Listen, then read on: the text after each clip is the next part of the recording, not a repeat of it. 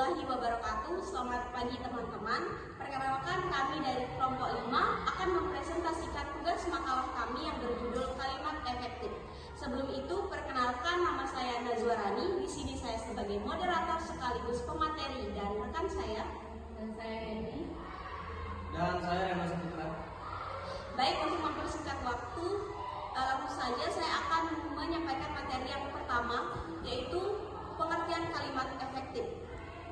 Kalimat efektif adalah kalimat yang disusun berdasarkan kaidah-kaidah yang berlaku, seperti unsur-unsur penting yang harus dimiliki setiap kalimat, seperti subjek dan predikat, memperhatikan ejaan yang disempurnakan, serta cara memilih kata atau diksi yang tepat dalam kalimat. Kalimat yang memenuhi kaidah-kaidah tersebut jelas akan mudah dipahami oleh pembaca atau pendengar. Yang kedua, ciri-ciri kalimat efektif. Beberapa ciri-ciri kalimat efektif yang kami kumpulkan diantaranya: yang pertama, memakai diksi yang tepat. Yang kedua, mempunyai unsur pokok atau penting, minimal subjek prediksi. Yang ketiga, taat kepada tata aturan ejaan yang disempurnakan. Yang keempat, melakukan penekanan ide pokok. Yang kelima, mengacu kepada penghematan penggunaan kata. Yang keenam, memakai kesejajaran bentuk bahasa yang dipakai. Ketujuh, memakai variasi struktur kalimat. Kedelapan, memakai kesepadanan antara struktur bahasa dan jalan pikiran yang logis dan sistematis. Yang kesembilan, mewujudkan koherensi yang baik dan kompak. Yang kesepuluh, memperhatikan paralelisme. Yang ke-11 merupakan komunikasi yang berharga. Yang ke-12 diwarnai kehematan. Yang ke-13 didasarkan pada pilihan yang baik. Selanjutnya materi yang akan disampaikan oleh Henny. Syarat kalimat efektif. Yang pertama, kesatuan. Menurut Amran Tasai dan Arifin, kesatuan adalah keseimbangan antara pikiran atau gagasan dan struktur bahasa yang digunakan. Kesatuan gagasan pada kalimat ini diperlihatkan oleh kesepadanan yang kompak dan perpaduan pikiran yang baik. Ciri-ciri yang kesatuan: adanya subjek dan predikat yang jelas. Contohnya, di rumah ada para ketua mendiskusikan masalah kejahatan yang terjadi, itu salah. Yang benar adalah para tetua adat mendiskusikan masalah kejahatan yang terjadi di rumah adat. Kemudian syarat yang kedua, tidak terdapat subjek ganda. Contohnya, pembangunan jalan itu kami dibantu oleh warga desa, itu salah. Yang benar adalah dalam pembangunan jalan itu kami dibantu oleh warga desa. Kemudian syarat yang ketiga, tidak menggunakan penghubung intra kalimat dan kalimat tunggal. Misalnya, kalimat datang agak terlambat sehingga kami tidak dapat mengikuti acara pertama, itu salah. Yang benar adalah kami datang agak terlambat, oleh karena itu kami tidak dapat mengikuti acara pertama. Kemudian syarat yang keempat, predikat kalimat tidak didahului oleh kata yang. Contohnya, bahasa Indonesia yang berasal dari bahasa Melayu, itu salah. Yang benar adalah bahasa Indonesia berasal dari bahasa Melayu. Kemudian yang kedua adalah kehematan. Menurut Spinoza, kehematan adalah usaha menghindari pemakaian kata yang tidak perlu. Hemat di sini berarti tidak menggunakan kata-kata mubazir, tidak menajamkan kata yang salah dan yang sudah berbentuk jamak, dan tidak mengulang subjek.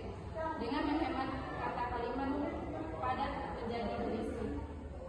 Contoh kalimat kehematan: kata ia tidak diundang, tidak datang ke pesta itu salah. Yang benar adalah kalimat karena tidak diundang, dia tidak datang ke pesta itu.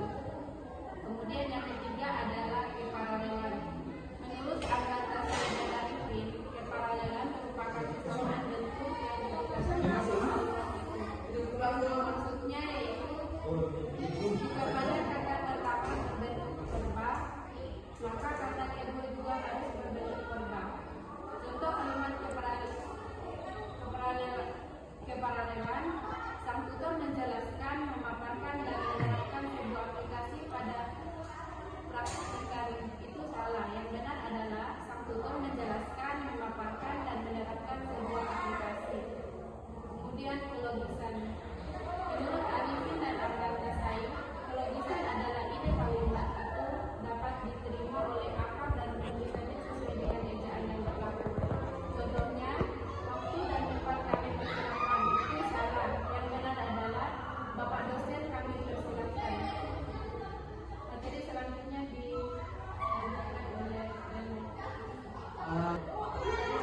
kelima, kepaduan atau koherensi. Menurut Spinoza, koherensi adalah terjadinya hubungan yang yang padu antara unsur-unsur pembentuk kalimat. Jadi koherensi Pauli yaitu koherensi yang rusak terhadap tempat kata dalam kalimat yang sesuai dengan pola kalimat. Misalnya, ikan makan adik tadi pagi, itu contoh kalimat yang salah. Yang benar, adik makan ikan tadi pagi. Contoh kalimat kepaduan, mereka membahas tentang kalimat rakyat. Salah. Mereka membahas tentang ayat.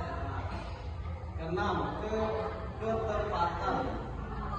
Menurut Spinoza, ketepatan adalah kesesuaian atau kecocokan pemakaian unsur-unsur yang membentuk suatu kalimat sehingga tercipta pengertian yang bulat dan pasti. Contoh kalimat ketepatan misalnya, contoh kalimat ketepatan. Sidik lupa bagaimana cara melukis, mengecat dan menjahit.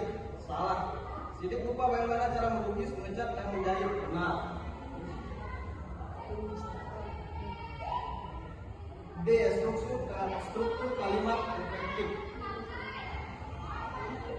Jadi kalimat efektif selalu memiliki struktur atau bentuk yang jelas. Setiap unsur yang terdapat di dalamnya yang pada umumnya terdiri dari kata harus menempati posisi yang jelas dalam hubungan satu sama lain. Kata-kata itu harus diurutkan berdasarkan aturan-aturan yang sudah dibiasakan, tidak boleh menyimpang apalagi bertentangan. Misalnya akan menyatakan saya akan menulis surat untuk papa. Efek yang ditimbulkan akan sangat lain bila dikatakan satu, buat papa menulis surat saya dan surat saya menulis buat papa. Walaupun kata yang digunakan adalah kalimat itu sama, namun terdapat kesalahan. Oke teman-teman, di sini saya akan menyampaikan kesimpulan. Jadi berdasarkan materi yang kami paparkan tadi, ada beberapa kesimpulan yang dapat kami simpulkan. Yang pertama, pengertian kalimat efektif adalah kalimat yang dapat mewakili pikiran penulis atau pembicara secara tepat sehingga pendengar atau pembaca dapat memahami pikiran tersebut dengan mudah, jelas dan lengkap seperti apa yang dimaksud oleh penulis atau pembicara. Yang kedua, unsur-unsur dalam kalimat meliputi subjek atau dilambangkan S, predikat P, objek O, pelengkap verb, dan keterangan cat. Ketiga, ciri-ciri kalimat efektif yaitu kesepadanan, keparalelan, ketegasan, kehematan, kecermatan, kepaduan, dan kelolisan. Baik teman-teman, mungkin hanya ini yang dapat kami sampaikan pada presentasi kali ini. Mohon maaf apabila saat penyampaian materi ada salah kata baik disengaja maupun tidak disengaja. Sekian